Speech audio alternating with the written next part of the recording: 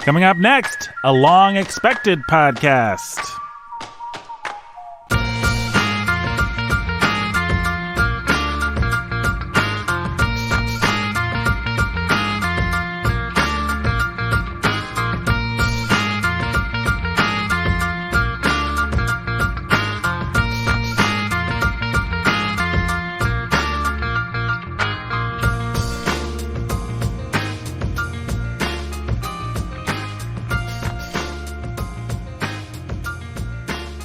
Hey everybody, welcome to the Bookening. This is Nathan Albertson, your humble and obedient host. I am so happy to be talking about The Hobbit, which is what's going to happen in this episode. We are going to talk about The Hobbit. Ask not what The Hobbit can talk for you, but ask what you can talk for The Hobbit. Yes, that's right, folks. That was worth completing.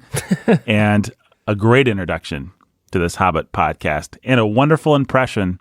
Who's to say that Kennedy didn't just walk in here and podcast a little bit? You did? You don't know. That might have been him. I know. I'll let the mystery linger. Yeah. The number one mystery about John F. Kennedy. Let's just say either way, I was amazed. There you go. Certainly felt like the ghost of old John Fitzgerald Kennedy. Is that his middle name, Fitzgerald? I don't know. Oh, that's a good question. I think it is. I'm going to guess Frederick. Frederick? All right. I'm going to guess Frankfurter. John Frankfurter Kennedy.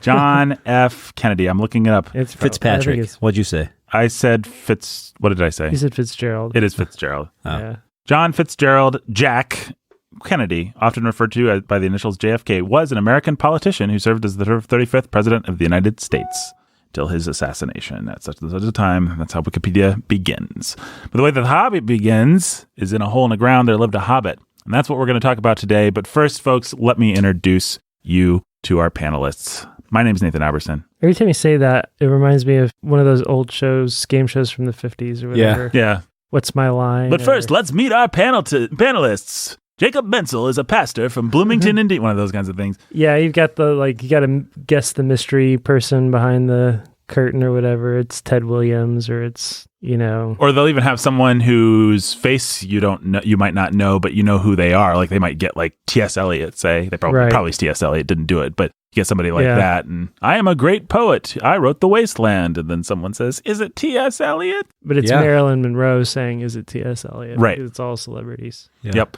Well, it's like The Masked Singer. Yep.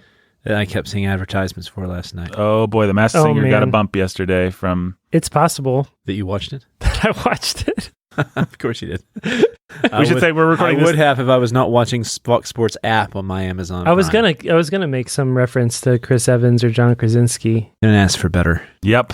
And speaking of better, there's no one better at podcasting than Brandon Chasteen. Hey. Scholar who's a baller of reading. Yeah. Unless, of course, it's Jacob Menzel, the pastor, who's a master of reading. Jacob at least doesn't need one of these on his head. It's true. Yeah, we should explain. Brandon currently has a pipe cleaner touching his forehead. Yep.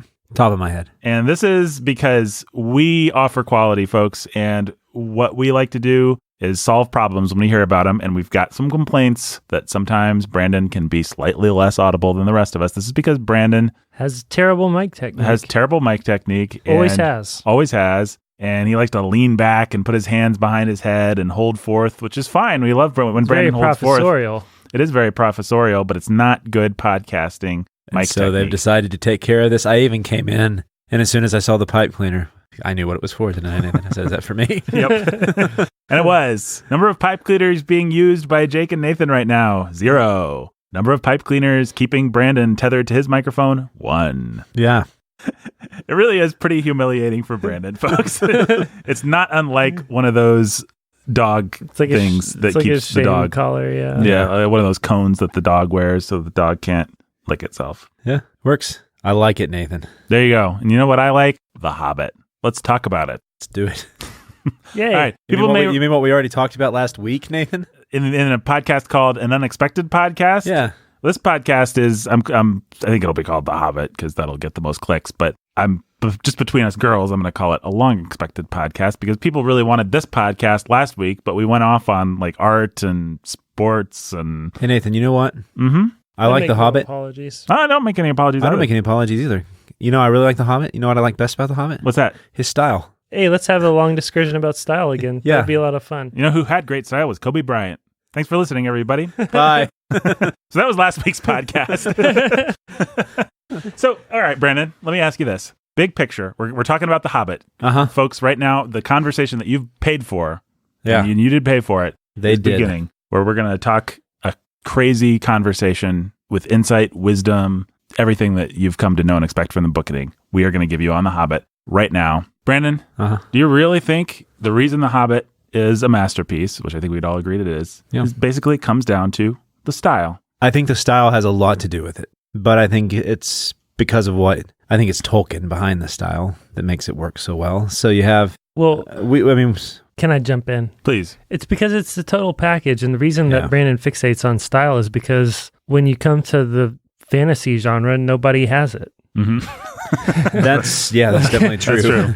The fantasy genre is populated with all kinds of people with amazing world building and ideas and crazy and good stories and compelling stories, but they rarely put all of those things together and even good characterization, but they rarely put all of those things together. And when they do, they almost never do it with style. Yeah. I mean, with real literary taste. you think Yeah. about the great genre writers that maybe one day we'll read, but you think about people like Arthur C. Clarke or Philip K. Dick in the sci-fi. You think about, Or you can go to what everybody likes to compare the modern Tolkien is J.K. Rowling. yeah, It's and the way people talk, and you're putting up with a lot of bad writing. you're putting up Yeah. with a lot of bad writing. And it's not that she's a bad writer, but she doesn't put in near as much. She's a lazy the writer with elbow grease. Yeah. What's the word? Very permissive editors. Yeah, and so the world building of Harry Potter is great. The characterization's fun. All those things are there, but the consistent page by page, just quality of style isn't. Yep. We're willing to forgive Rowling a lot because she tells great stories and builds a cool world and all those sorts of things. But when you have somebody that can really and does, I mean, I really think that Rowling can pull it all together, She does. Yeah. but she didn't. You know? That's what makes me more judgmental when she doesn't. It's like, oh, she really is just being lazy here because I think she can write. You'll have a page or a paragraph or these sentences and turns of phrases that make you think, man, I wish you put as much effort into the rest of your prose as you did this one sentence or this one paragraph. Or, maybe you maybe in all of these thousands of pages, one clicked real easy for you. Mm-hmm. It would have been nice if you had put that elbow grease in. Yeah, I would contend there's two things that keep Harry Potter from perfection. Number one, her laziness or her editor's lack of pushing her when it came to the style. And number two, the laziness with which she treats her characters. She's not hard on her characters the way that she should be to really make the story it's her pop. lack of moral vision. Precisely. When it comes Yeah. to, But Tolkien's got moral vision, actually, even in a bet. story that doesn't primarily revolve around good versus evil in this case, exactly. And he's also got oodles of style. So, okay, Tolkien's style is great. What's so great about Tolkien's style? You want us to rehash last episode?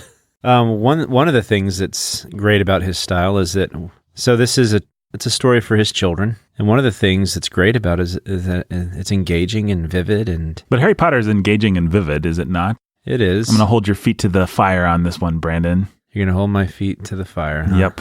It doesn't rely on. Well, it relies on the techniques of just good writing, for one. It gets to the point, it's descriptive, but it uses the right amount of words in the right way to be descriptive. Mm-hmm. It doesn't rely on lazy cliches and stereotypes, and yet also there's a life and an energy to his style that's really engaging to read, not just for children, but for me too. Last episode, we talked a lot about how it's like a storyteller. You can really feel that Yeah. coming through. It does feel like you're just sitting around the fire with this guy, but it's a very clear voice in a storyteller with a very, his own point of view and his own way of telling a story that improves the story. It doesn't, there's a kind of writer who is trying really hard to be stylish and his writing gets in the way of his story. And Yep. then there's the kind of writer that is just telling a story and the writing's maybe all over the place. Yeah, the thing about The Hobbit in particular is that it feels so easy and natural. And Yeah. generally speaking, when something feels easy and natural, it's because someone's put a boatload of work into it.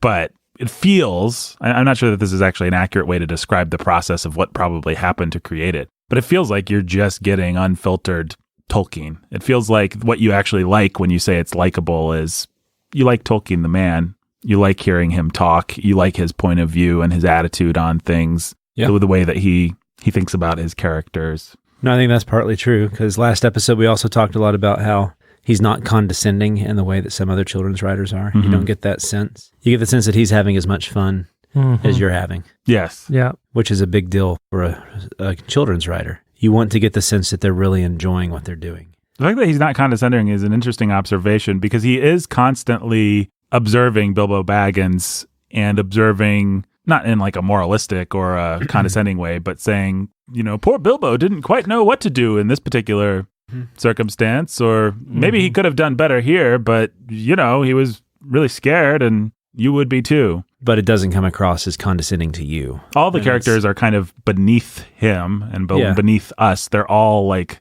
a little bit more stupid or more proud or more cartoonish than we, Thorin's very self-important. Yeah. Even Gandalf has these moments where he's telling about how he defeated the Great Goblin, and Tolkien throws in there. Gandalf, to truth be told, never really minded recounting his own cleverness more than once. Yeah, well, so he can be condescending in that sense to the characters in the story, but not be condescending to the listener, right? To the reader, and that's that's difference. Part of how you are not condescending to the reader is you have these insights into the character of your characters, and you observe them with your reader in such a way that they're part of the joke, or they're part of, you expect them to see or understand that observation too. Like, we all get that Thorin's being a blowhard right now, and he's going on and on. And yeah, and so you just acknowledge it, and what that does is that kind of thing does, or can do if it's done well, is signal to the reader that, hey, you and I aren't idiots here. We understand what's going on. Yeah, and then you can have a children's writer who actually messes that up by then being condescending towards you for having any sympathy towards those condescended characters in the first place. Right. Do you have an example in mind? Yes, I do. Yeah, he who shall not be named, because he got us into so much trouble the first time. Well, a good example of what Tolkien does well would be E.B. White. E.B. White does that. In fact, The Hobbit reminded me a lot of E.B. White in his writing style. And it's just that the pleasure, you can feel when a writer is taking pleasure in the story they're telling. I just listened to some Jude the Obscure by Thomas Hardy, and man, was that guy condescending towards everybody. Right. And you just it's miserable listening to Hardy. It's miserable reading Hardy. That was what we said about Joyce in Dubliners. It's like, he hates all these people. He hates Ireland. So then you take they're all stupid. So then you take somebody like that who not only hates the story he's telling, but also the people who would want to read it in the first place. You get a pretty miserable writer. Right. So as far as children's writers go, I would say probably Lemony Snicket comes across that way some, which makes him really, even though he's fun, you only want to take him in doses. Yeah. Because he kind of feels like, children are ridiculous. The world's ridiculous. Why am I doing this in the first? Right. And you're like, okay, why are you? Yeah, your story's kind of fun, but why are you? Well, Lemony Snicket to me, and I disclaimer, I haven't read a lot of Lemony Snicket, but what I have, it feels just slightly almost flattering. Like, you and I both get how stupid people are, and how it's Twain. Yeah, exactly. It's that same kind of thing. If you happen to be reading me, you must get it like I do. Then we understand that the world sucks and that people die. Lemony Snicket kind of has that dark thing going, we understand that kids don't generally, that life is in fact a series of unfortunate events. And I think that can be fun, but too much of it. Yeah. Like you said, a large dose of it might not be good for certain kinds of kids, at least. Yeah. You'd want to be careful about it, because like it or not, what you read shapes what you like. So, especially when you're young. I guess the reason I'm lingering on the style, it's the same thing that gets us into trouble with Shakespeare. It's the exact same thing. I always want to ask this question, and sometimes it gets us somewhere, and sometimes we just get stuck and we just have to say it's magic. But Tolkien, to me, I would put him with the Mona Lisa, with Hamlet's soliloquy. It has that feeling that the greatest of art has of being completely inevitable. Like, you can imagine that, and we were reading Trumpet of the Swan. If the swan's name was Bob instead of Lewis, that would be fine. But Bilbo Baggins' name was always going to be Bilbo Baggins. It's like what people say about, who was it, Da Vinci or somebody that said about sculpture, I just remove everything that's not the sculpture, and then I've got a great sculpture. The Hobbit has that kind of feeling. The feeling that Yesterday or Hey Jude has, of something that existed as some kind of platonic ideal, and all Tolkien had to do was dig it up and reveal it to us. Yeah. It has that feeling of absolute inevitability. Yeah. For lack of a better word. Yeah, when you're trying to talk about something as big as style, like it's really difficult to teach students about style because what often gets in the way of style is your own insecurities or your own wanting to be something you're not. And so it's that whole magic behind what voice is and all that. And it's really hard as a writer to figure that out, because you'll be tempted to just want to mimic other writers, or you'll be tempted to do all this other stuff that gets in the way of just this balance and without a doubt, he was influenced by other writers. Sure. Right? And he probably had other writers in mind. And there were probably parts where he was writing with some writer like William Morris or somebody like that in mind, or some other writer that he enjoyed. But in the end, that couldn't get in the way of him just telling the story. It's difficult to learn, and then it's difficult to do, and it's difficult to describe. Other than that, once a writer's found that pace and knows how to do it, you can tell while they're doing it. Yeah. I mean, that's kind of what it comes down to. It is a little bit of magic, and it is a little bit like is it the Heisenberg principle or something when you observe? Yeah. When you observe a phenomenon, changes it. Observing a phenomenon changes that phenomenon. Well, I forget what principle that is, but let's just say for the sake of argument that it's the Heisenberg. Okay, we'll just say that. So when you try to slow style down and observe it, you can say, oh, these sentences are well written. His descriptions are vivid. And you can, well, Rowling does that as well. So what? Well, he doesn't use stereotypes. But he does sometimes, right? I mean, because by some curious chance one morning long ago in the quiet of the world, when there was less noise and more green and the hobbits were still numerous and prosperous. I mean, there's some cliche going on there, but it's because of the way he's using it that it's not bad. Yeah, he knows how to strike that balance between exoticism and homey. And it's because right there he's being a little tongue-in-cheek, and he wants you to have that, like you said, homey feeling, and cliches and stereotypes do that. It's the artist knowing when to use those things and when to lean on them. Yeah, that's another thing that high school, not to make this into a style podcast again, but it's going that way. No, we're going to get out of it. Don't worry.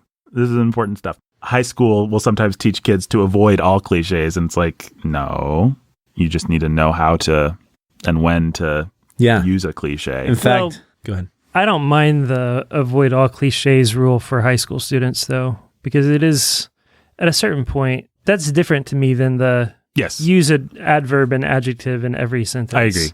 The no cliches rule is a rule that you need to know when to break. Yeah, and you need to know it first. It needs to be in you deep down before you can know when to pull out the cliche and use it well. Right. But I think great writers who have arrived, if I may speak that way, finally get to a place where they actually intentionally use quite a few cliches because there's blocks of their writing that they don't want to draw attention to. Absolutely. Actually, like this just needs to go down as smoothly as possible. Absolutely. Think about and it's why, so many of the high school rules are just backwards, right? Like the rule should be use no adverbs at all, period, whatsoever. And then once you learn how to write, then you'll know when and how to use an adverb. Yep. But they make it the exact opposite of that. Like you need as many adverbs as you can possibly cram into this sentence, because otherwise you're not going to be interesting to read. All right. Well, we can get off of style, but I don't know. Take the cheeseburger and just dump as much ketchup and mustard on it. Yeah, it has nothing to do with the quality of the beef. I think that's what it comes down to is you've not tasted the food, but douse it with salt and pepper and Tabasco and Well, it's a fundamental fearfulness that I think teachers can, in fact, inculcate, which is actually you can't write. Actually, you don't know how to do it. And therefore, you need this bag of props and tricks. Actually, you're going to be stuck with bad beef your whole life. Probably most of us have bad beef. So let's learn how to slather ketchup and mayo on there. Yeah. And a large part of the problem also comes with, I think that if a student wants to learn how to write, they need to read a lot. They need to read a lot of writers who do it well. Because I was trained as a classical pianist. And so one of the things my professor did is he would make me do my scales over and over and over again. Right. And then he would make me do octaves, descending the piano, and then he would turn the lights off and make me do it. Until I mastered where every key was on the piano and could just press it without looking, I would never be able to perform poetry on the piano. Right. And so I had to master the basics before. And so that's when a teacher's forcing you... Got to get the grammar down. Yeah, so when a teacher's forcing you to learn how to punctuate and how to just write a sentence that's not messy, that's because they're trying to make you do your scales. And eventually, once you master that and it just flows, then you can start using the other things, and you can start, once the rhythms of language are natural to you, then it'll just come to you, and all of a sudden you'll have a voice like Tolkien has, where part of the magic is he probably really wasn't thinking about it too much. No. Well, and this is one of the... All right, I'm going to keep us here for just a little bit longer. My oldest son has just started some poetry unit, or I don't know what, at school. And he was told to write a poem. That's it. That's all he was told. Write a poem. It can't be prose. Write a poem. So I'm like asking him, like, what kind of poem did they ask you to write? And he said, just a poem. It's just that it's got to be different than prose. It's like a limerick or like a sonnet. Do you know anything about forms of poetry? He's like, no. Talk about that? No. Just write a poem. Peter, go hunt an animal. We're not going to tell you what weapons to use. We're not going to tell you how guns work, how bows work, how knives work, but also, which animals are in season, which animals you can kill or can't kill. But also, just bring back... To make it worse, the arrowheads and everything that would make the arrows actually work, they take away from you by telling you can't use meter or rhyme. Well, yeah. It's like, so he's going to... I think it's rhyme especially. But he's going to do this blank verse thing. Yeah. Right? Like, because he has no idea. And it's like, okay, let's that is do the hardest thing possible in all of writing is blank verse poetry. Like, I don't know that there's a single form of writing more difficult than blank verse poetry. And that's what they started him with at 11 years old. And I wanted to shoot myself. Every bad poetry teacher thinks that free verse is the easiest thing, but free verse was revolutionary for a reason because it was a response to years and years and years of poetry that was very formal and rigorous. And so when you look at something like Walt Whitman, he was very intelligently responding to all that other stuff. And so there's a lot of poetry to what Walt Whitman's doing that presupposes a knowledge of all the field of poetry. Right. And so it's just absolutely bananas. And most free verse these days is bad. All free verse these days are bad. If I may be so bold. I think maybe the only great free verse writer to ever have lived was Walt Whitman in a couple of places. And all the rest of his stuff is bad. I really don't think Walt Whitman's all that good. Every poem in the New Yorkers. Oh, man. I hate the New Yorker's poetry. The Learned Astronomer by Walt Whitman's pretty great. So I was hoping that you would talk to him because I told him to talk to you. I told him... Well, once you mentioned that, I realized I never responded to your text. Yeah, I know you did. Sorry, I'm a failure. That's okay. I'll respond. But you did tell him to read Possum's Book of Practical Cats. Yeah, and I gave him a couple other. I told him to get some Ogden Nash. Yeah, he couldn't remember that name. So Ogden Nash, and then I also told him Richard Wilbur's Book of Opposites. Okay. So get those for him. And then he writes this thing, and I read it, and I'm like, hey, kid, you've got some... It's not bad. You've got some... There's nothing here to work with, but you need somebody to actually teach you poetry. You imagine if kids from that age were actually taught poetry, like how to actually... Oh, man. It would change the world. I think it's not too grandiose to say it would change the world. Well, speaking of poetry, you know who really likes to write poetry is old J.R.R. Tolkien. Those are definitely the best. I'm glad, Nathan. Is this going to be the poetry in the Hobbit episode? Yeah. Well, we might as well rip this Band-Aid off right now. What do you guys think about J.R.R. Tolkien's poetry? It's better than lots of other poetry that makes it into children's books. I would say I'll go as far as say that. I'll go as far as to say I think it's better than Chesterton and Lewis, if you want to. Yeah, I was going to say that. The only person that I can think of that immediately pops to mind that does poetry in children's literature better is, and I lost his name, Jungle Book. Kipling. Kipling was actually a pretty decent poet. Yeah, his poetry was pretty good. I would say that as far as The Hobbit goes, or Milne's just straight up. Milne's great. Poetry for kids is great. Mm-hmm. Yeah, I actually think Milne's poetry is maybe better than his prose. I would say that. I think it is. Yeah. But I think that what saves The Hobbit's poetry is that this is a more lighthearted story. Yes. Yeah. And that it's a children's story, and so the poetry in this book doesn't come across as silly as it does when you get into the Lord of the Rings and have to take things like the Lay of Beren and Luthien when seriously. The characters in Lord of the Rings are talking about how awesome the poetry is, and then Tolkien's poetry has to bear that weight, it's not so great. When it's just the elves making fun of Bilbo or something like that. But even in the Lord of the Rings, he has an out because he's always like, well, this is a rough. This is a crappy translation of the elves. It's a cheap out. It's a cheap out, yeah. Or Bilbo but he still does recite a poem and then say, not very good, perhaps. And the elves will be like, yeah.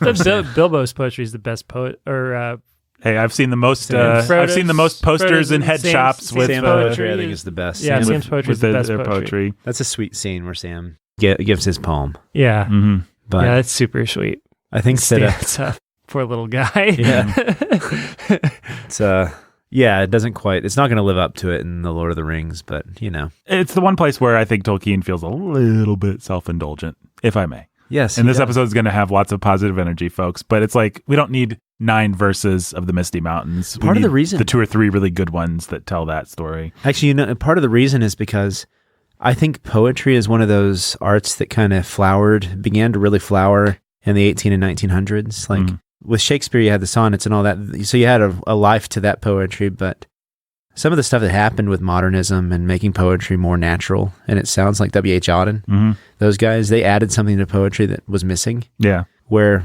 poetry before then, a lot of poets would just be self-indulgent. And so trying to write a ballad and have people take it seriously is really hard work because it's meant to be sung. And so if you just write it out and expect people to be entertained reading your ballad, it's kind of going to read like a ballad, and it's going to be kind of bad. Which is why Bob Dylan lyrics even though he was awarded the Nobel Prize in Literature, try to read a Bob Dylan lyric without a song behind it, and it doesn't come off very well. I don't think it does. You put like even a crummy folk tune behind and have Bob Dylan sing it in his crappy voice, and there's a whole life to it. Yeah. Is this a good or a dumb place to talk about what Jackson and company did with those things? Might as well. Well, I want to know what you guys think about the way that those songs end up. Me and Meredith just watched The Hobbit Part 1, An Unexpected Journey.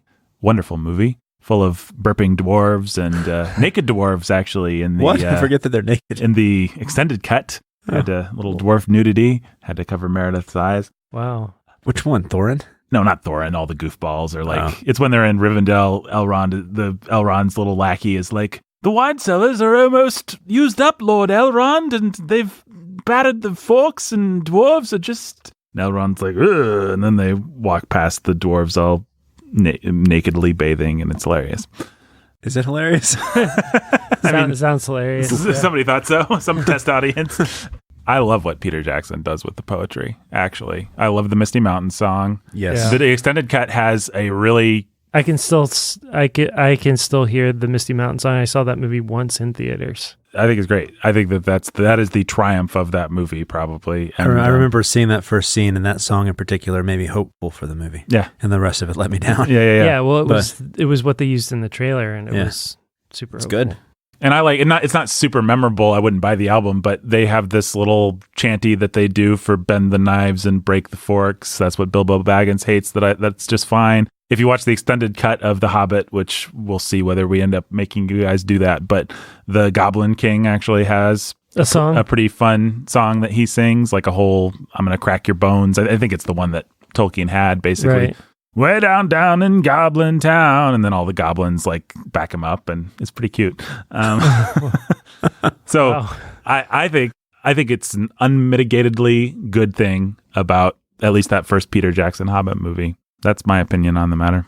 Well, because I think it's what I was suggesting there is that these don't work so well without music. Mm-hmm. Yeah. And you get people like, I think Tolkien and Lewis and all those guys, they were coming off that, and maybe it's part of our cultural heritage. I don't know, that we can't take a ballad seriously without music. Mm-hmm.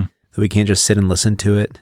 Do you sing it when you read it to your kids? I try to do a little bit of a tune, yeah. Because like even Wordsworth comes off a little silly. Oh, I think Wordsworth often comes off silly, if I'm being honest. But at that time, he would have been seen as not silly, someone you wouldn't laugh at. Even the great other serious poets at that time would have taken him very seriously. It's just like, there's a style of poetry that seems like it just needs music. Mm-hmm. And that's not bad. I mean, that's where song comes from. But well, and also, and we'll get right back to the positive energy, folks, but I just feel like there's something a little bit old fogey-ish about both Lewis and Tolkien doing poetry the way that they sometimes do. Because it's like, we've got T.S. Eliot like breaking new ground, and I don't like everything that modernists gave me, but like Brandon was talking about, we've got people doing incredible things to bring a naturalism and a modernism to poetry, and then those guys are like, we're gonna do old medieval and I get that fits the world. I'm not a dummy, folks. Yeats has a pretty good essay on this, where he was talking about how he never could write lyrics because in his poetry, there's always like, for poets like him, there's an internal poetry, internal music to the poem, that once you try to put it to music, it loses. And he says he has respect for people that write lyrics like that. It was actually an essay he was writing on the Psalter, because he was trying to do something with the Psalter. And then he was like, he respects that, but he just can't do it because the poetry he writes is a different sort of creature. All right. I think we just got to go through The Hobbit, guys. So, okay. Let's do it. Chapter 1, Yeah, An Unexpected Party. sure is unexpected. Well, here's my first question. What do you guys think about Bilbo Baggins as a hero? I think he's great. I mean, he's kind of interesting in that, is he a hero or is he just a guy that is kind of plucky but basically just lucks out a whole bunch and gets a magic ring? And like, is this actually in the Joseph Campbell mold here? Or is this just like some goofball who is well regarded because he happened to not die on his adventures? Well, it's very much follows the hero's journey pattern. But I mean, you've got the reluctant hero who doesn't want to leave and has to literally get across the threshold. But it's like if Neo was played by John Goodman and he never learned Kung Fu, he just fell on Agent Smith and crushed him. Yeah, but okay, he's not your traditional hero. He's not your Greek god, or he's not your Beowulf or your Arthur or whatever. But he's the hero that we could all hope to be, maybe. Mm-hmm. Us normal folk who don't feel particularly special or particularly that we really bring all that much to the table. I wonder if that's not the key to the success of the entire books, actually, of both books. Is every man as a hero. Yeah, it's, both Frodo and Bilbo really are just like, they're just like you and me. They're just normal people who, they might have some like romantic idea of adventure, mm-hmm. but then when it comes knocking, they're not really sure that they want it. Yeah. And I think a lot of us would actually be that way. We read a lot and we watch, Marvel movies and whatever, and we romanticize the idea of heroism and being Captain America or Iron Man or, whatever it is. But then adventure comes, and then, it's hard to take that first step out the door. Mm-hmm. Yeah. And a lot of the lessons that these guys go through is, whether it's Frodo or Bilbo, is just like, hey, actually they just got a little person in a wide world can make a difference if he just is willing to take that first step and then keep trying to do what's right as best as he can. And he's going to screw up and learn lessons along the way, but he's going to find a magic ring that's going to solve all his problems, and Gandalf's going to save him. And it feels a little bit like White Hobbit privilege to me, Jake. If it is Campbell's journey, then it is just like, well, you deserve to have everything go your way. Obi-Wan saved him and distracted Vader and told But Luke him to use the Skywalker at a certain Force. point had to transition into being Beowulf. For a guy who loved Beowulf and saved Beowulf like Tolkien did, he doesn't seem to actually put a lot of stock in Beowulf as a hero. I think that's because... Well, he does, but he just makes them the side characters in the story, which I think is a fun idea. Aragorn is very much Beowulf. That's true. And Gandalf is not Beowulf, He definitely has more heroic qualities to him in that traditional sense. I also think it's important to remember that he was influenced a lot by fairy tale. Mm-hmm. And so this has a lot of the Jack fairy tale flavor to it. Here you have a character who's going to be thrown into these situations whereby their pluck and wit, they win. Mm-hmm. And it's not by any particular strength or traditional heroic aspects. And so with Bilbo, he's going to outwit Gollum. He's going to outwit the spiders. He outwits Smaug. And then he's going to outwit Smaug. It's like he's a fairy tale hero. Mm-hmm. Yeah. Except there's some psychological realism to this fairy tale hero, which is really great. He has all kinds of self-doubt. He has all kinds of fears and anxieties, just like anybody would. I wish I had never set my foot out that door, but where would this whole adventure be? What would this whole journey be like? Every time Bilbo has that thought, you as a reader think, yeah, they'd all be dead right now, actually, Bilbo. Yeah. So you're going to get all your Jungian Campbellism that you want in The Lord of the Rings. Right. Right. So that's going to be all over the place there. But I think what this book also shows, and books. So we're about to do The Trumpet of the Swan, which is it's a weird book. Books like that, they show the limitations also of that sort of Jungian Campbellism. That not every single story has to follow that format. Right. That sometimes it can just be an everyman who really has nothing he's going to change into or become by the end, except a hobbit who's glad he's home. Yeah, he changes. Yeah, He but it's not like the spider and- huge arc where he has to descend. No, it's not. Frodo doesn't have to, he doesn't have to go and But even then, he does to the go. Haven's Grey. He does go into the depths where he meets Gollum. I mean, there are some of the traditional story It's arcs. all there. It's all if there. If you want to lay out Campbell. Yeah, Right. it's there. But it's Every element is there. And he definitely has, though, I think you're right to point out, his own very Tolkienish twist. I think it's a fairy tale spin on it. It's like, let's take the cannibalism and combine it with like the traditional, very simple fairy tale narrative and see what happens. But even in a fairy tale, it feels to me like Jack's gonna just outwit the giant, or the prince is gonna just kill the dragon. Bilbo, it's like 80% of the time he gets lucky. Well, I'm trying to he remember gets stronger, but his movements are more subtle. You know what I mean? Like his growth isn't this complete change from weakling to hero. It's just he becomes a slightly better Bilbo. But he does do the heroic thing at the end. Right. And so part of, I think, what Tolkien plays with is all of these things that are almost accidents that build Bilbo up in the eyes of the dwarves. Bilbo doesn't buy it. Right? Like Bilbo feels like it was an accident. Yeah. But at the end of the book, Bilbo is going to have watched the dwarves make their own change. He's going to watch Bard. He's going to see all these things sort of happen, and he's going to decide to take the Arkenstone and broker for peace. Right. And that's like a lot of guts for little Bilbo. He takes the Arkenstone, then he goes back, and then he tells Thorin that that's what he did. And that's a big step for Bilbo. Yeah. Baggins. And maybe it's not even recognizable because we're so used to that step being a heroic act of violence or something like that. It's a moral thing.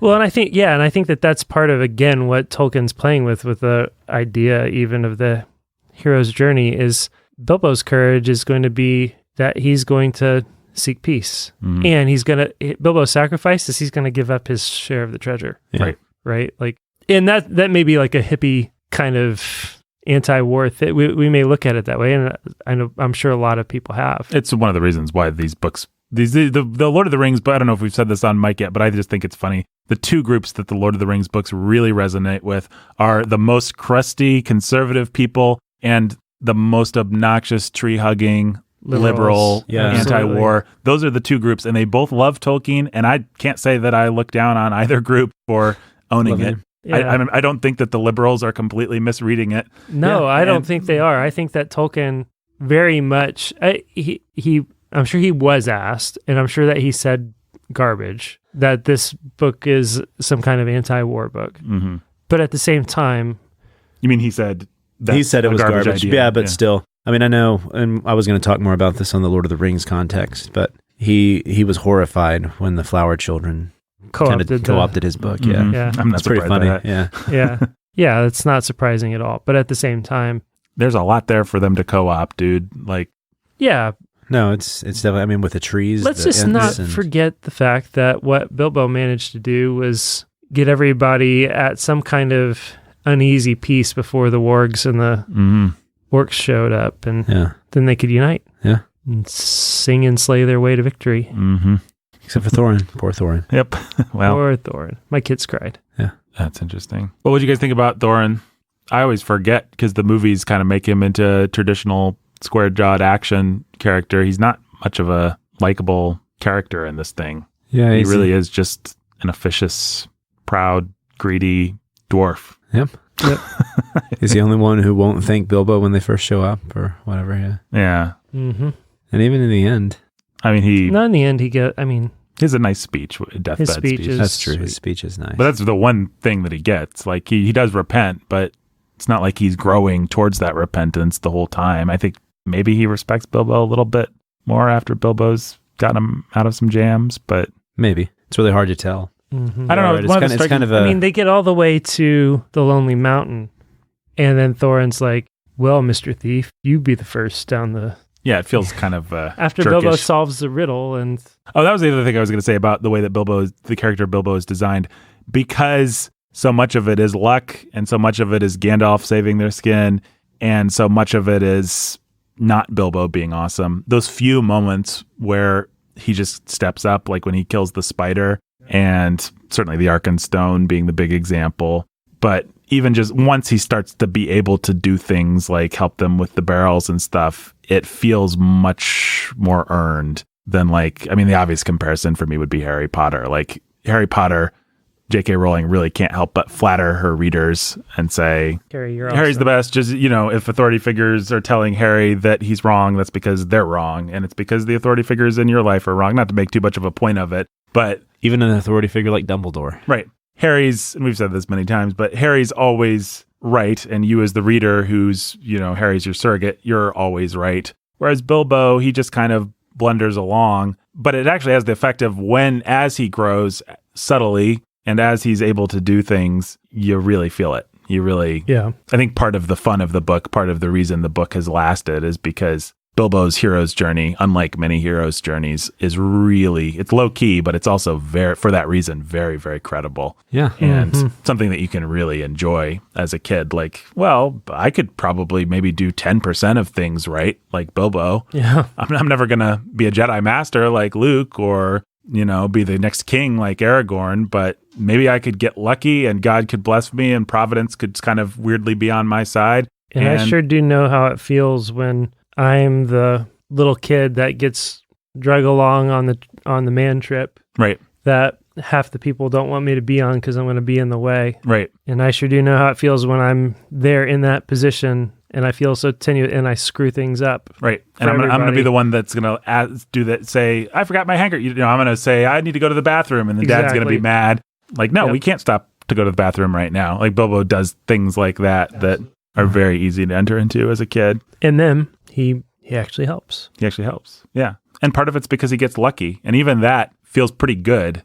Oh, well, I don't know. Maybe I could get lucky. Mm-hmm. Maybe I could, yes, get us all killed by trolls, but then sort of play for time until Dad shows up and saves the day. Is there anything else worth saying about the dwarves as characters? What I think is interesting is that there's 13 of them, and there's nothing to them. Yeah. And it's unintuitive. Like you wouldn't think to write a book like that. If you heard that there was a story about a hobbit and 13 dwarves, you'd think that the dwarves would be distinct, or that at least that there'd be some representative dwarves that would be, Bilbo's friend or his antagonist or something like that. But there's really not a lot to the dwarves. Why did Tolkien go that direction? And there's a really fat one that they have to carry. There's a fat one that they have to carry. Other than some physical differences, there aren't really distinguished. And their names, they have cute, like memorable. Feely and Killy and they're not really Bomber distinguishable as characters. Balin and Dwalin and yeah. I think it's because he was influenced by Disney. Yeah, probably his favorite thing. What was he thinking, guys? Why did he do that? Why not? If you're not going to write characters for them, why not have two? Why not just have Thorin, Gandalf, and since it has to be a party big enough to be credibly trying to take on a dragon? Yeah. I guess. Is that the answer? I mean, I think that's part of the answer. Yeah. They have to seem like they're actually Thorin's army that's going to go out with him, or at least his party that's going to go try to get this dragon. And other than that, he didn't really need them to be distinguishable characters. Should he have? Does the book work in spite of that? Or I think the book works just fine despite of that. Is it a feature though, or a bug? Very minor bug. I wonder if it's not a feature. Let's say it is a feature. Let's make an argument for it. Yeah, I'm wondering what the argument for it would be. If you're going to argue that it's a feature, it's a party that's big enough to make Bilbo feel insignificant and to distinguish him and have him stand out from it. It's a party that's nameless enough that it doesn't, like if everybody was interesting, then Bilbo wouldn't be so interesting. And 13's a fun number. Yeah, nice that he's 14. Yeah. The lucky number. Yeah, and I guess as I think about it, I'm thinking the dwarves do have, it's like they all speak with Tolkien's voice, which gives them a pretty distinctive flavor and character. Bilbo asks them where dinner is, and they say mostly inside us. They actually seem distinctive enough that you are left with residual affection for them. And when they show, like when we see Balin's tomb and Lord of the Rings, things like that, you actually do feel something. So somehow or another, he does enough with the dwarves without. Well, I think it's because he makes you have affection for the dwarves in general. Right. But yeah, other than that, I don't think that. So like you said, they had a few characteristics that set them apart, but really in the end, he didn't need each one to be an identifiable character. He wasn't writing a huge epic like that. He needed them to serve their purpose. Thorin and Gandalf and Bilbo needed to be the clearly drawn figures for the purposes of the story he was telling. So I think any more window dressing to them would have gotten in the way. Yeah. What about Gandalf? Is Gandalf the greatest wizard of all time in literature, movies? Pretty much. All across the spectrum of wizards, is Gandalf the best? Pretty much. Does anyone want to argue for another wizard? over Gandalf? No. Merlin. Merlin's a lot less safe feeling than Gandalf, which has its Own charm. its own charm. And Gandalf doesn't feel interest. safe. Gandalf feels Right. pretty exotic and mysterious and harsh and tricky, and the kind of guy that's just going to walk off because he has better business than to hang out with the company of Thorin. Do we count space wizards with laser swords? Do you want to put one up against Gandalf? Because I'm still not sure you're going to name one that's going to be able to beat him. Darth Vader. Darth Vader's a good space wizard, but Palpatine, the Emperor? Palpatine's another good. I mean, Palpatine might win in a fight, if that's the question. Who do you think would win in a fight between Palpatine and Gandalf? Is he going to make him like do Gandalf. breakdancing in the middle of the tower? Yeah, probably. I remember Let's that. hope so. You have elected the way of pain. Staying alive. I was trying to come up with anybody that could compare with Gandalf. Dumbledore. Boo. Yeah, nobody from the Potterverse can touch Gandalf. Lord Voldemort. Nope, can't touch Gandalf. Can't touch this. Da-da-da-da-da. I don't think so. So I mean, just in terms of like legend and lore, Merlin's your best bet. But I No. still don't think, even in the depictions of him, like even in Lamort Darthur, I don't think he really... He's, for one thing, he's just not ever fleshed out in almost anything. You know what?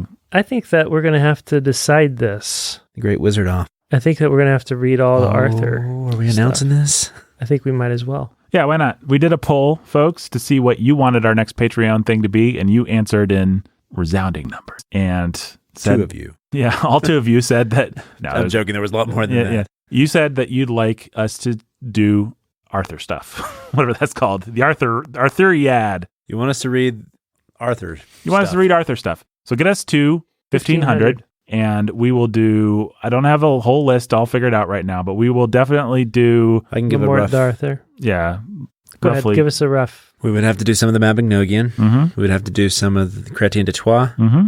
who are one of our patrons kindly gifted to me at Christmas. Yeah, it was very nice. We'll have to do some Waste and Lamb and get some of those just general tales and maybe even some of the anonymous stuff in there as well. But then the big things we'll have to do eventually will be Lamort Darthur. Mm-hmm. Mallory. Yep. And then we'll also have to do Tennyson. Yeah, I'm not excited about that, but yes, we will have to I do think that. we have to, right? Yes. And I think we have to do, what's that guy's name? The more modern guy. T.E. White. T.E. White, Once Yeah. and Future King, which I don't like, but I think we have to do it Yeah. because it's interesting. It's kind of a meta postmodern take on Arthur. But The Sword and the Stone is as a Disney movie that I have a lot of affection for, and it's based on that. I think those are the big ones that we'll have to do. Yeah, and then Mallory. maybe we'd even do whatever that modern thing is that people like. Whitehead, I think the guy's name is. Yeah. Stephen Lawhead, Stephen Whitehead, something like that. But Mallory would be the big thing, I think. Yeah. And I'm excited about doing Mallory. We've wanted an excuse to do Mallory now for... Guess we could technically reread The Hideous Strength. Yeah. We could. It's an Arthurian story. We Hey. could watch a whole lot of weird movies. Yeah. Oh, yeah. Guy Ritchie's King Arthur, Legend of the Sword, that great classic of cinema. Excalibur, that great classic of cinema.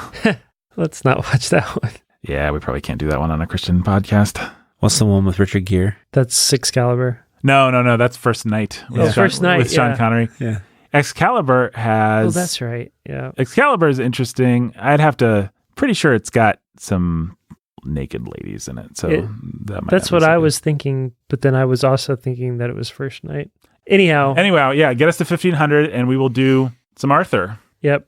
And then we'll have Battle of the Wizards and determine once and Nice. for all who is the greatest wizard of them all. But I want to say that Gandalf is my horse in that fight, probably. I actually, what I want to say, I know we can't solve this problem right now, but if we were ever to have a mentor off, Gandalf might win the mentor off. I think I might be prepared to say Gandalf is not just the greatest wizard, but the greatest mentor, the greatest wise man. Does he beat the fox? In all of literature. What fox? The fox, remember from Till We Have Faces? He's right up there with the fox. It's probably fox number 1 Yeah. and then Gandalf number 2. I mean, can you guys name a better kind of father, wizard, mentor figure off the top of your heads than Gandalf? Drawn more clearly with more of a specific personality. Dad from Something Wicked This Way Comes. Nope. Pierre, the epilogue of War and Peace. Nope. I'm just going to say no to whatever you say. Oh, man. Who could have been? Jim from Huckleberry Finn. Huckleberry Finn. Huckleberry Finn. He's more of a magical, you know what. A Chinese servant from Lee. Yeah. Lee, yeah.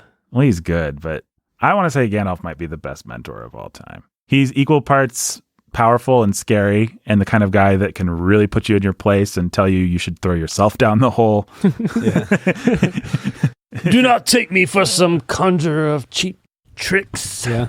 Well, he's my favorite. Whatever the trope is called, he's my favorite example of the trope of before he's Gandalf the White. I should specify. I'm really talking about Gandalf the Grey here. You're also fond of Gandalf the White. I like Gandalf the White. A little bit of a drag, a little bit of a prude. I'm so good now. Yeah, I can't be grumpy anymore. I can't be grumpy and fun. But grumpy old man Gandalf that none of the hobbits realize to take him seriously. They just think he's some goofball, some old eccentric that does fireworks. That is such a cool trope. I just love the idea. I like hidden power in any kind of fairy tale. The idea that this guy can go toe to toe with a Balrog. He's like an angelic being. He's like, you have no idea who you're messing with when you mess with Gandalf. If he got a hold of that ring, Sauron would tremble. Right.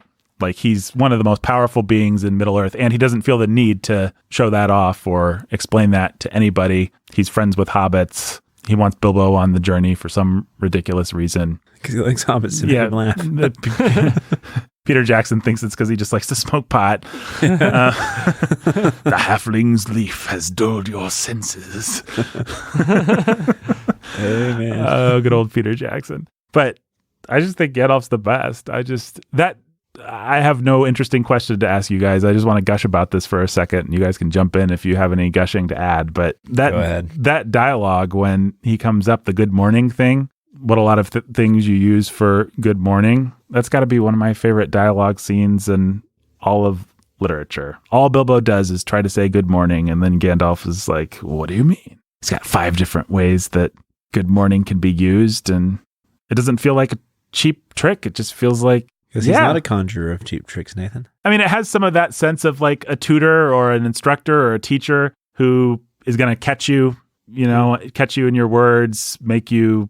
Some Socrates. A little bit of the Socratic kind of... Socrates. There you go. Yeah. Oh, you think Socrates is better? Socrates? No, Socrates. I think Gandalf would win in a fight.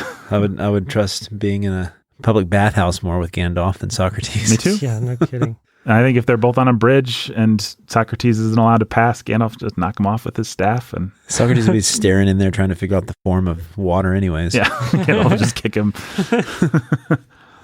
I like Gandalf. I seriously defy you guys to name a better wizard or mentor in all of film, literature, and all that from the beginning of time, excluding anything from the Bible. Okay, I was about to go to the Bible. I thought somebody might. But Yoda doesn't hold a candlestick. Gandalf will actually occasionally say something wise, whereas Yoda, we just have to go along with it being wise because we like Star Wars. Evangelist from Pilgrim's Progress. Brandon, I'm not even going to dignify that with a response. Probably better clap that out, actually. I'm not going to clap that out either. I like Pilgrim's Progress. I'm sure we'll do it one day, but Gandalf is a much cooler character. Different category of literature anyways. So come at me, bro. Neither of us even said we could. You guys obviously think Gandalf sucks. Not getting a lot of positive Gandalf energy here. Minerva McGonagall. Nope. Snape. Am I alone in my Gandalf love, guys? No, I think we agree Tumnus. with you. But you really want to say Professor, whatever his name is. Professor Diggory? Yeah, Professor Diggory. Oh, boo. All right, folks. I promised you positive energy. Jake and Brandon, clearly not big fans of Gandalf. Yeah, clearly not. But that's okay. I am doing my best to uphold the positive energy. Not everybody can be as big a fan as you, Nathan. I'm not going to let Jake and Brandon pass with their hatred of the world's greatest mentor and wizard character in all of literature. I just despise him. You got me, Nathan. Yeah. You got me. Finally, you outed me. Yep. That's been the whole reason behind this podcast. You guys have to get to this point. Yep. Podcast should have been called A Knife in the Dark. Yep. Probably could let everybody know that the entire podcast, you've just been dressing like Gandalf every time we meet. Oh, absolutely. I've been growing out my beard, setting off fireworks. You bleach it. Basically, I've just been growing out my beard and setting off fireworks. Yeah. You'd be mistaken for thinking that Nathan is a homeless man or bad Santa Claus impersonator. Right. I also sold my house and am buying presents for all the children. Guys, let's talk about the trolls. Since neither one of you has anything good to say about Gandalf, which I get, Gandalf sucks. That's what we've established on this podcast. Yes, that's exactly what we've said. Nailed it. Guys, Gandalf is the best, Nathan. There you go. If I could take any... I've been racking my brain trying to come up with somebody who... This just came to me. What? It's a weird observation. If I could take any literary character and take him out of that world and just have him have his own podcast, I think Gandalf would be a contender. That is an interesting question. Yeah, I'd listen to Gandalf's podcast. Is there anybody that I'd rather listen to a podcast from than Gandalf? Sure. There probably is. Someone who's like famous for being a great talker. Wit. Yeah. Charming. Funny. Charming. Emma and Knightley's marriage podcast I might listen to. What other podcasts would I listen to from literature? I would not listen to Levin's podcast. No. Or Pierre's. And now we're As much talking as I love about Russian Tolstoy, politics. I don't know that I'd listen to anybody's podcast. No Tolstoy. Tolstoy characters podcast. Yeah. Maybe Adam Huckleberry Trask. Finn's. Huckleberry Finn. Adam Trask would be an interesting podcast, but I think Huckleberry Finn might be the winner. Like, that guy's a great storyteller. He's funny. He's got a sharp, colorful personality. Huck and Jim. Huck and Jim's Huck and Jim podcast. Show. The Huck and Jim Show. There you guys go. Man, the PC police would be all over that, but Cares would be awesome. I'd love to have the Huck and Jim Show. I'm glad I got us on this rabbit trail, guys. Yep. Hey, that's a good Instagram question. We should remember that one. Yeah. Guys, let's talk about chapter 2, Roast Mutton. Now, of course, I should say, in case anyone's a blithering moron, I think Brandon and Jake like Gandalf. I just think there's not a lot to say about how great he is because he's so great. Like, what are you supposed to say about him? True. I think. It's maybe, I don't know. If you ever meet Jake or Brandon, what you should do, go up to them. Don't introduce yourself to them. Don't look them in the eyes. They hate that. Just say very loudly, "Do you think Gandalf sucks?" And then sucker punch us and say, "Do you think he sucks now?" And then run like crazy. You better run. Yeah. Yeah. Brandon will fall on you. Fun fact, if you expose Nathan to sunlight, he'll turn into stone. Fun fact about Brandon, the chapter Roast Mutton was named after him because it's his favorite food. Yeah, it's pretty good. He sits around with his buddies. Mutton's actually Bert pretty and healthy Tom. meat. Brandon, Joke's on you, Nathan. yeah, well, I've never eaten a whole sheep. Anyway, That's good. speaking of trolls, The cotton's good for your digestion. yeah, the Whatever cotton. the wool. If there's one thing that we can take away from this podcast, the cotton is good for your digestion. Because that's what The cotton sheep that grow, is right?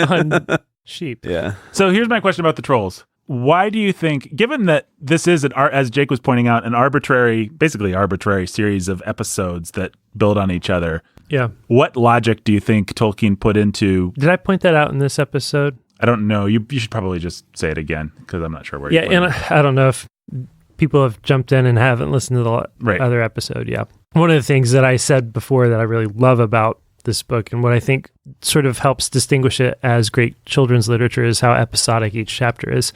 So each chapter is just its own little short story, its own little adventure. It has its own little arc. And they all build on each other, and they all get darker and darker and more dangerous as they go. Mm-hmm. To the place where Bilbo, he has his first kill. He is able to, and then we face down the dragon and all that stuff.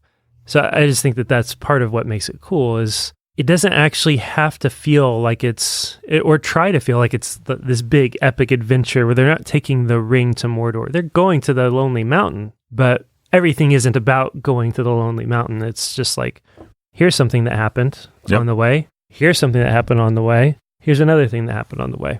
Out of the frying pan and into the fire. There's a way in which this book actually has more in common with the kind of interest that's aroused by a book like Little House on the Prairie or My Antonia or something like that, where it's just like, here's another chapter about a thing that happened. Yeah. And here's another chapter, and the interest is... And it's what even... Sorry, because all roads lead to Star Wars around here. Mm-hmm. It's even the kind of thing that The Mandalorian is playing with.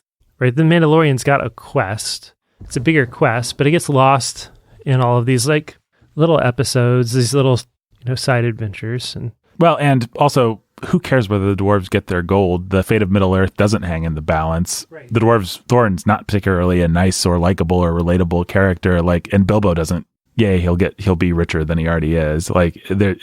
It's not a high stakes thing. It really is. Will they escape from this latest peril? and how will Bilbo grow? Right. So, having said all that, what logic or art or whatever do you think went into? Why start with the trolls And more generally speaking, why order these things the way? Is there a rhyme or reason to it? I think one of the obvious reasons is the trolls introduce a sense of danger, but it's also funny. Mm-hmm.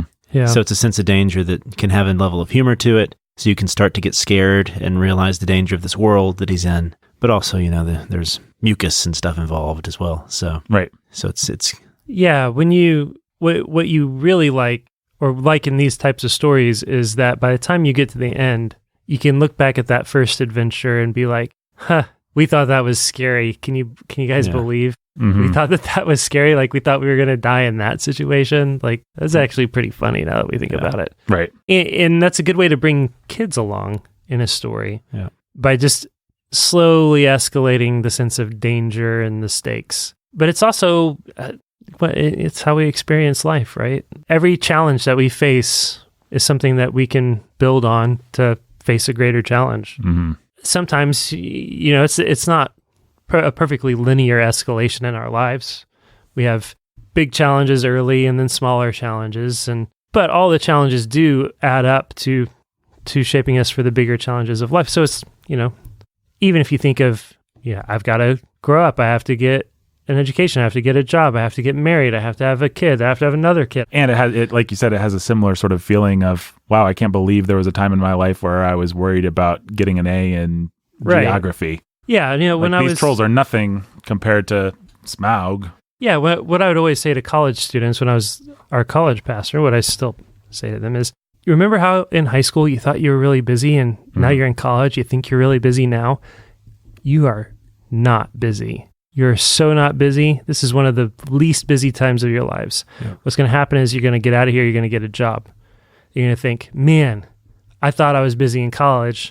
I'm busy now. And then you get married and still have a job. And then you're going to be like, man, I thought I was and then you're going to have a kid. And then you're going to think, man, I thought I was. And life's a progression of, man, I thought I was. And what you need to do is just get over all of this whole idea of, oh, I'm so busy, and knuckle down and give yourself to the work that's before you with your studies and of serving and building God's kingdom. Well, Tolkien's because of the progression captures a progression like that with rests and things like that built in, and with a narrative progression. Like we are going to send Bilbo in a Campbellian sense into the heart of the whale, into the darkness with Gollum, and have him emerge as kind of a new man. So there's peaks and valleys, but we're still always going towards greater danger, scarier monsters, more complicated politics. It's only going to get harder until the Bert and Tom and William do seem ridiculously prosaic compared to the stuff that he has to handle later on. Yeah. Do you think that Tolkien's funny? Like when he wants to be, when he has these... Oh yeah, he's hilarious when he wants to be. Do your kids respond to slapstick trolls and mucus and Cockney accents and all that good stuff? Let's see. Chapter 3, they get some cool swords. What were you saying? Nothing. I was just laughing at the trolls. Oh, really? Yeah. There you go. Live on mic, folks. We caught Brandon laughing at the trolls. Yeah. We get Glamdring and Orcrist. We sure do.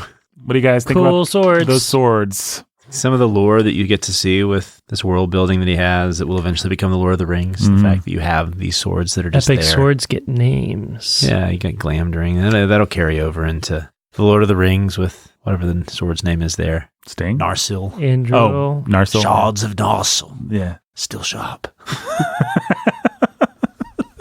It's so hard not to filter these things through those movies. Yeah. Still sharp. And then they go to Rivendell. What do you guys think about Rivendell? I can tell you one person who feels like he just doesn't like elves, which is Mr. Peter Jackson. He thinks they're stuffed churts, I think. They're cool fighters and they can slide on shields and stuff, but... They can fall in love with dwarves. They can fall in love with dwarves. Yeah. And be very androgynous. But yeah, they're always portrayed as androgynous, stuffed shirt. The cool characters need to not even tell them what they're doing and make sure. I don't know that I felt that way from Jackson. I just think he doesn't know how to... I think he didn't get elves. I don't think he really knows how to get something that... He's going for his idea of angelic. Mm-hmm. And his idea of angelic is just impoverished, that's all. Angelic things are boring, actually. Like I don't feel the judgment of them as being boring. I think you can judge them as being boring to you. I don't know that I think that Jackson. I guess I'm boring. judging his idea of them as being so anemic as to be boring. Mm-hmm. And it's like a kid trying to pretend to be Shakespeare and just, thou Brandon are a rascal. You know, he doesn't have a good... Did you try to be Shakespeare often as a child? All the time. That's why it's the perfect analogy. Yeah. And we can probably stop podcasting altogether now because I finally achieved the analogy that I've been looking for. There we go. That Goodbye, everyone relates to. It's done, guys. It's the inevitability of great art. We've declared the end of podcasting as you know it. Yep. Do you guys think I'll get a Nobel Peace Prize? I don't For see why that not. metaphor? Yeah. Or for this podcast? No, just for the metaphor. Just for the metaphor, yeah. Brendan, I'm sorry to say I don't think I'm going to get one for the podcast. Oh, man, Nathan. There were certain elements that were holding it back. But for that metaphor... Wow. Hey. from getting a Nobel Peace Prize. Yeah. But for that metaphor... Yes, you will, Nathan. Yeah. Definitely. I'd vote for you. I'm going to nominate you every year. Well, how did you guys feel about the elves in The Hobbit? Do you feel like they're the same elves as the elves in the other thing, The Lord of the Rings? Not when you get to the weird... The elves of Mirkwood are creepy and mean. Yep, they're different elves. And you don't get those elves in The Lord of the Rings. They don't. But what about... The elves of Rivendell. To an extent. I mean, he's looking at moon runes and all that stuff. So, right? Yeah, moon letters. Moon letters are rune letters, but you cannot see them, said Elrond. How's he described? To me, these elves feel more like fairy tale elves. They're a little bit more tricksy, Impish, and sing-songy. Not than stately and otherworldly. Yeah. I mean, Lord of the Rings is where you're going to have more of that Beowulfian heroic the stuff. Lady of Lore of Lothlorien? The Lady of Lothlorien, Galadriel, all of that, like people don't even know that exists. It's like Atlantis, you know, it's like its own little world. Right. That's even, you really do get the sense that these elves are shaped by the wood they're in, and they shape the wood they're in, and they become so distinct from one another. So the necromancer's been in Mirkwood. Yeah. And so the elves of Mirkwood can't not be affected by, just like the forest can't not be affected by. Well, and I think I have not actually ever finished the Silmarillion, but I think that the Mirkwood elves are a tainted line, or there's something not as quite as high. They're not as noble. I think Elrond's not as noble. I think he's like... No, Elrond has some man blood. He's got man blood in him. Galadriel's like pure ethereal elf in all its power. But even Rivendell, as great as it is, and maybe that's Tolkien accounting for some of the different characterization in Could be. The Hobbit. I mean, a good storyteller's going to want to do that. Yeah. He's trying to do world building. So, yeah, there's a difference in the elf. Do you like these elves? Do you like Rivendell? I mean, why stop there? It's actually not an adventure. It's just like... It's kind of a short... They had one adventure, and then they took a little vacation, and it was great. I mean, what does a kid get out of that chapter? It's a bigger world if you have a Rivendell in it. And you have this It's cool. It's got some mystery. And then you think of what it does for Sam, if you've read The Hobbit. Mm-hmm. Sam being obsessed with the idea of elves and so excited to get to Rivendell. And Yeah, you get this lore about them. Here's this strange character who can read the letters on the swords and then send them on their way. And he knows all the lore that you'll never know. And everything about what happens in Rivendell is like, this world that you are having opened up to you is way bigger. Yep. And its history is way richer than you're going to even get a taste of in this story. I mean, you know that, so surrounding this book, he'd already been dealing with some poems he had written, but also his goblins, and he was starting to come up with his world that would become the Lord of the Rings. Mm-hmm. So, the Silmarillion, and partly it just shows you some of Tolkien's nerdiness, which is he liked to build this world out. He wanted to create this world. Right. And so, and flesh it out. And so, here you get a peek at that, but it's also for a child that's really interesting, like that there's some aspect of this world you'll never get to know about. There's depth to this history that you just don't get to know about. It's there, but... It's not unlike when Lewis introduces the dwarves in their minds in Silverchair. Yeah, that's right. It's like, wow, I want a book about that. Yep. Yeah. I mean, we talk about it with the Star Wars and maybe the prequels book all the about that time. would be really stupid and but boring. It's fun to daydream about it. But when you throw it into a different book and it creates that sensation of, oh man, I'd like to know more about the elves. I wish we were on a journey with the elves. I'd like to read the book about the journey with the elves instead of the journey with the dwarves. Mm-hmm. Well, and there's bad fantasy and bad sci-fi where it just feels like the world is only conjured enough to provide a space, an arena for the story that's happening right now. Yeah. It feels like it's just propped up and there's nothing really to it. But good fantasy, good sci-fi, good world building always makes the world sound bigger and more interesting than you ever actually get a chance to explore. And Tolkien, I really think maybe, I mean, I'm no expert, but it feels like, to my knowledge, he sort of invented that. I mean, you think about the sophistication of what he's doing with The Hobbit compared to the good stuff that Lewis does with Lion, the Witch, and the Wardrobe, for example, how much Tolkien's already fleshing out his world. And then you compare it to the pulp fantasy that would have been big right before that, your Conan the Barbarian kind of stuff. It's like that stuff's really thin and people love it. It's fun, but there's nothing to it. It's just like Conan went somewhere. There were bad guys that were created for this adventure. They did something bad. Conan slaughtered the bad guys. See, the end. He would have had some predecessor in the sense of like The Well at the World's End with William Morris that influenced him so much. Has that element of there's this strange mystery around that you don't get to know about. Right. Edmund Spencer has a little bit of that with the Fairy Queen, but it's more just allegorical. But this feels like a real created universe. That's interesting. Even just thinking about something like Mallory, though. It's flatter than this. It's much flatter. It's like then King Arthur and his knights went into this woods, which we've never heard about. Yeah. And they had this adventure with these people who we will be done with at the end of this section of the story. It's like Mario for the regular Nintendo versus Mario 64, where you actually could finally explore. That's the kind of what I'm thinking. Universe. It really is the difference between a side scroller, a 16-bit game, and like a game where you can just look around. Yeah. Wow. I'm glad we had the same metaphor that came to mind. Yes. A second great metaphor. Can I join the Nobel Peace Prize now? Nope. Not a chance. Guys. Yeah? I think we're going to have to split The Hobbit. Much like good old Peter Jackson, we're going to have to split The Hobbit into 2 parts. Can we write some barrels next time? Oh, Brandon, I thought you'd never ask. We will be definitely writing barrels. Whee! And you'll have a scene where your barrel pops out of the water and flattens about 20 orcs. Thank you, Nathan. And then, guys, Brandon, not fat, thin. Okay, now you got to go the opposite direction.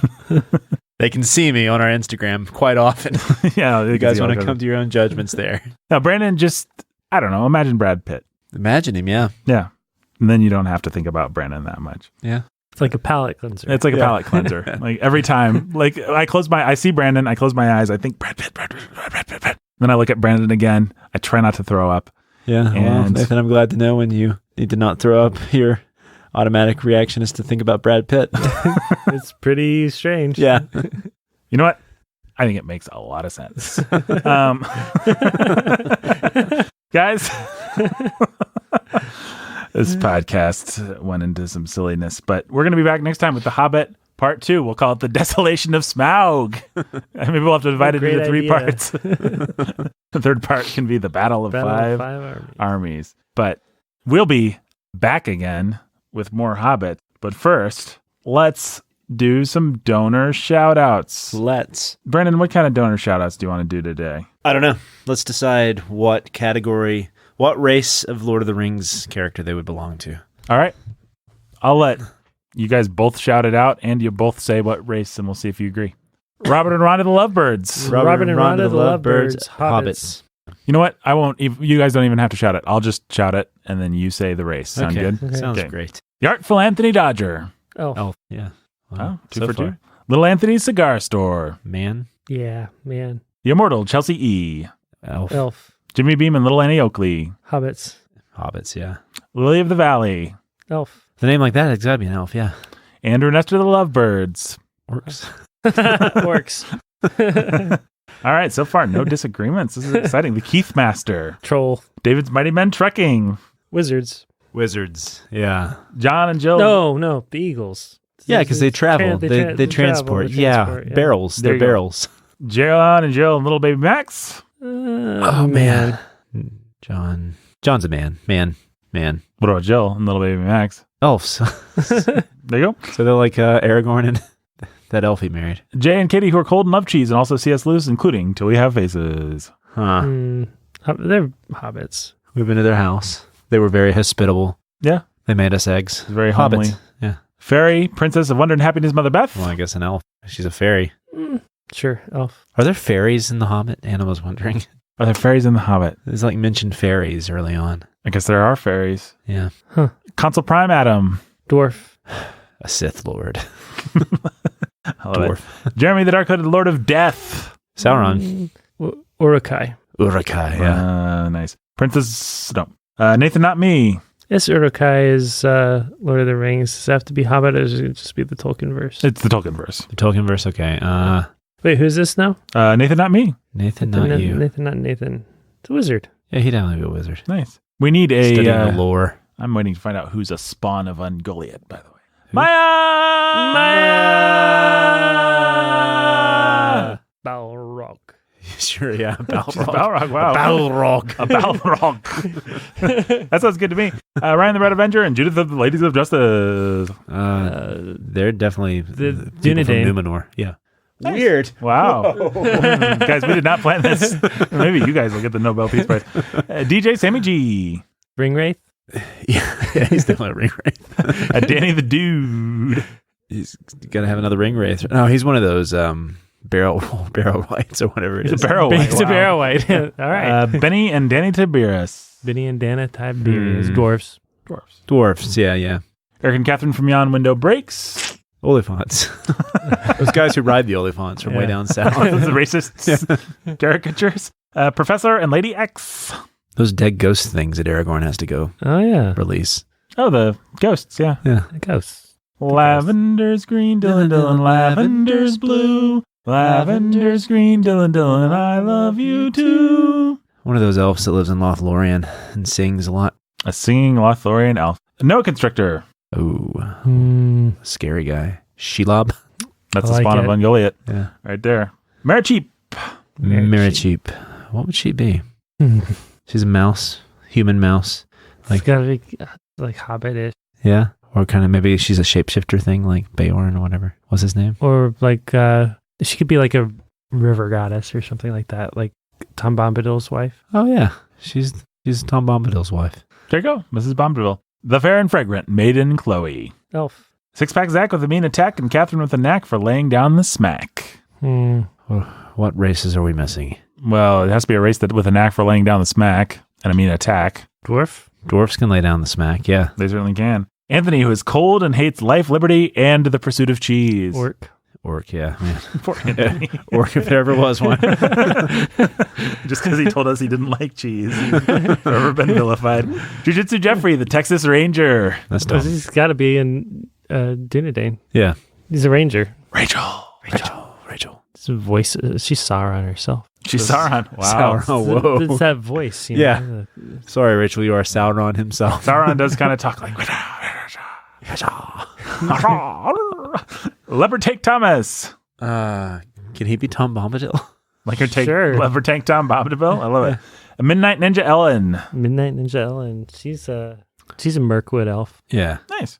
Queen Kangetta. Can I get a? She's one of the Rohirrim. Yeah, we forgot all about those guys. Nice. Like We Eowyn? said men. Yeah.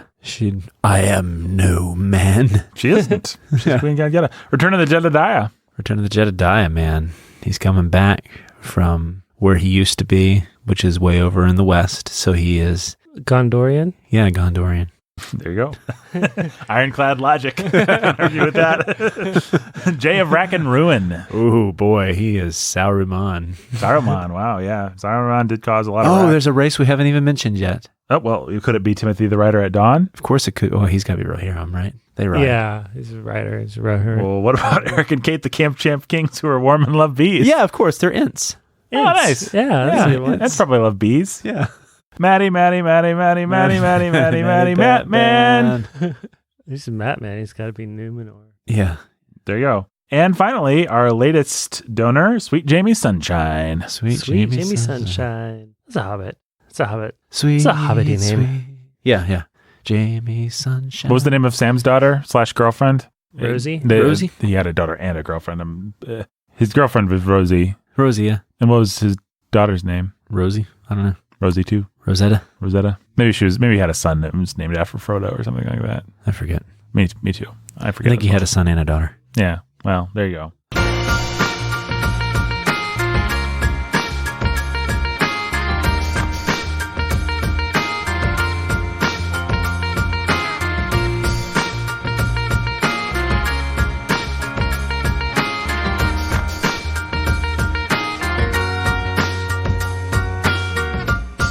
Bookening today was written and produced and executive produced. If you want to support it, you go to patreon.com/The Bookening. You can get access to weekly behind the scenes videos.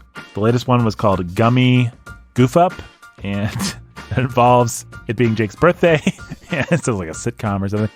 It's Jake's birthday, and Brandon gets him an interesting gift. Whoa. And you may have even heard that gift being used a little bit on the podcast today. I hope not. If so, I apologize. Hopefully not. But if you're a misophonic person who has those kinds of things, then you may have heard something. I am. So Samwise ends up having 13 children. Really? Yeah. He could have gone to our church. Eleanor the Fair, Frodo, Rose, Mary, Pippin, Goldilocks, Hamfast, Daisy, Primrose, Bilbo, Ruby, Robin, and Tolman. Wow. There you go. If there's any hamfasts out there listening. This next kid I'm having is going to be named Frodo Hamfast. Frodo Hamfast. And folks, let's remember, you might have been thinking about a snarky comment such as Brandon would never go on a ham fast. But let's remember, Brandon is thin. Support us at patreon.com/The Bookening. Goodbye.